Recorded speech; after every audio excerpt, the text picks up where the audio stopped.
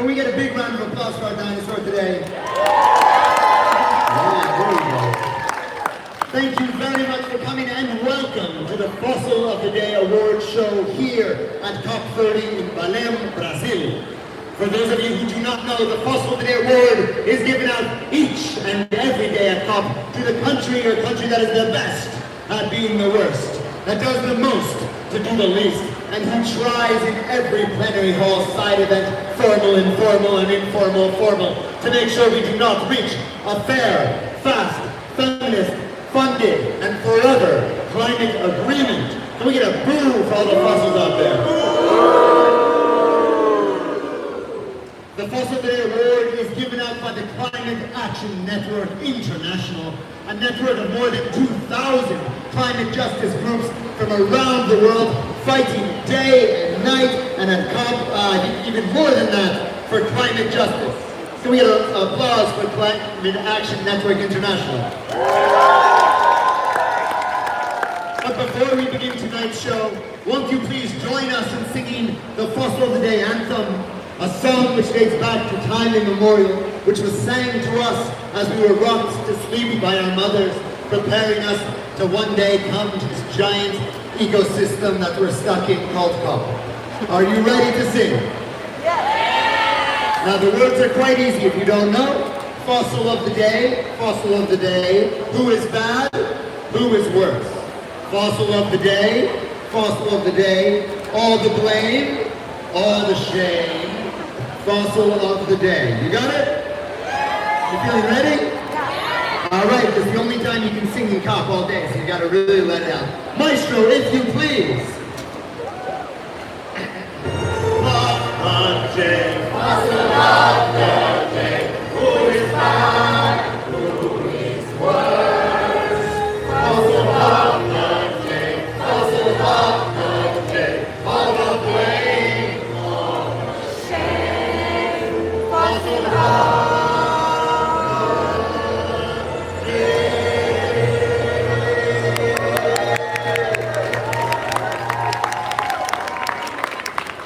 Thank you very much, and tonight we have an exciting fossil for you today, because we have not just one fossil winner, but a fossil runner-up as well. And we also want to start by commending the COP presidency on their admirable, innovative work of rethinking the entire COP concept. You know, this is the first truly immersive COP, where we not only talk about climate change, but get to experience it. You know, the grid failed, the rain. Really, we're starting to get a feel of just what 2 degree, 2.5 degree, 4 degree world. It's a really innovative technique, and let's hope that that is a tool by which they're using to ratchet up climate ambition, because it's to learn here talking about fascinating stuff like this, and we talk about here at COP can be rather complex. Sometimes there's a sentence that's all letters at you and acronyms and that means. I know that can feel alienating. So, today's fossil mascot, Fuzzle, and I have prepared a quick metaphor to kind of explain some of the more intricate bits of climate finance. So, to present to you tonight, the art of climate diplomacy. Now, thank you, Fuzzle. Step 1, please take a normal can. And step 2, place that can on the ground.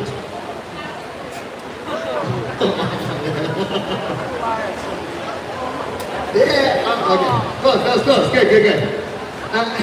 Place the can on the ground, and then step 3, kick that can as far as you can down the road.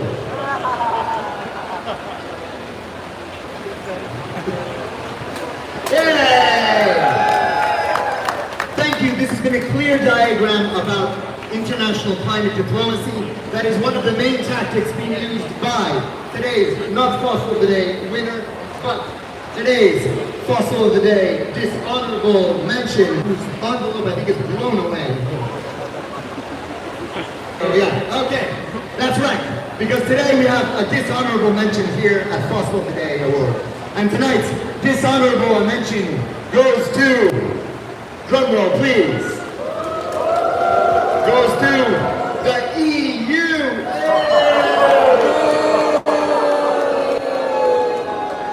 Oh, come on, Europe. See, you literally colonized almost the entire world, took whatever you wanted, resources, people, built a global economy based upon extraction and sacrifice funds. And now you're showing up here and telling the whole world that you don't have any money to pay for the harm you've done. Can we get a boo for Europe?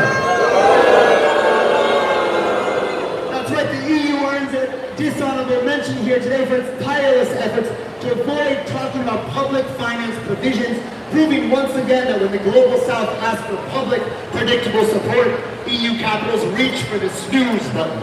Despite certain rhetoric, the EU refused to engage on a clear new adaptation finance goal, dodged the call to triple adaptation finance by 2030, and continued hiding behind ODA and the climate finance cuts behind glossy reports. The sky may hold 27 stars for you, but tonight they're shining a little dimmer. Can we get a boo for the EU? Is there anyone from the EU that can come up and accept this horrible process? Oh, come on up here, EU. Oh. There you go, you get the silver award today. Europe, is there anything you could possibly say for yourself? Thank you. I accept this dishonourable mention on behalf of the European Union. So it's truly an achievement to arrive here in Berlin at COP30 after years of climate warnings, only to keep approving new fossil infrastructure, doing real finance commitments, and congratulating ourselves for targets we're actually not on track to meet. So we couldn't have done it without our unwavering commitment to mixed messages, leading on climate in our speeches while fighting in our actions. A special shout out to our besties, to the fossil fuel lobbies. Your persistence really has been paying off. So once again, thank you so much for this honor, and we're going to continue to bring our best.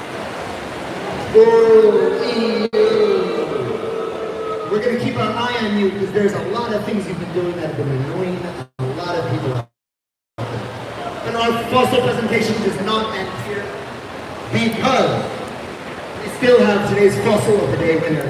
And inside the halls of COP, words really matter. And the language we're using can make the difference between life and death for entire communities. And there's been a lot of talk around just transition. So I decided to look up what the word just means. Because while it seems like a lot of countries out there are acting on the definition of just as acting or being in conformity with what is morally upright or good, such as the huge push around a just transition mechanism backed by the G77, plus China and other groups that really align with that moral, upright, and good stuff. Seems like some other countries out there are going with the other definition of just, which means only or simply. That's right, they've been backpedaling, backsliding, and for their first fossil in over a decade, the country that turned the skies red with its fires, smogged up cities a continent away. You guessed it, drum roll if you please. Tonight's fossil of the day, Canada!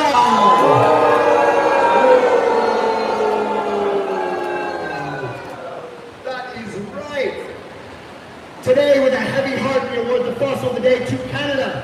More than a decade since it received this dishonor. Canada received the award because the new government of Prime Minister Mark Carney has flushed years of climate policies down the drain and is completely missing in action at COP, where multilateralism needs to be saved. In addition to the backsliding on policies tackling climate, destroying pollution, his environment minister, Julie has chosen inaction and silence when leadership was urgently needed. While the world at COP30 is actively working to establish the Berlin Action Mechanism, a new global architecture to ensure just transition for workers, communities, and indigenous peoples, Canada remains silent in the conversation. We see the G77 plus China, the European Union, and others propose ways forward for the Just Transition Work Program, yet Canada remains vague. The country offers only sympathetic nods to domestic sustainable jobs, but no substantive commitment to the mechanism that could link global cooperation, justice, and climate ambition. Canada. Oh yeah, there's a long one to be right. And for years, Canada, with relentless pressure and partnership with civil society, allowed itself to be pushed into real progress. It adopted legislation binding itself to the Paris targets and built the first economy-wide plans to meet them. It drafted long overdue regulations to cap the oil and gas sector's runaway emissions. It launched its first national adaptation strategy to shield Canadians from escalating climate impacts. Landmark legislation on economic diversification ensured that workers and communities had a seat at the table in shaping the transition. It even stepped into the rare moment of global leadership on Boston, exposing the failures of developed countries any better. But it was yesterday that was all being torn apart. Since taking office, Prime Minister Mark Carney. Try that again. Prime Minister Mark Carney dismantled a decade of progress, all in a matter of his new major projects agenda, including LNG expansion, announced just days ago in a textbook case of unjust transition, fast-tracking fossil and infrastructure projects through communities with disregard for indigenous rights, including free, prior, and informed consent, disregard for democratic processes, and disregard for environment, as does Canada's failure to announce a new post-2026 climate finance commitment, a glaring application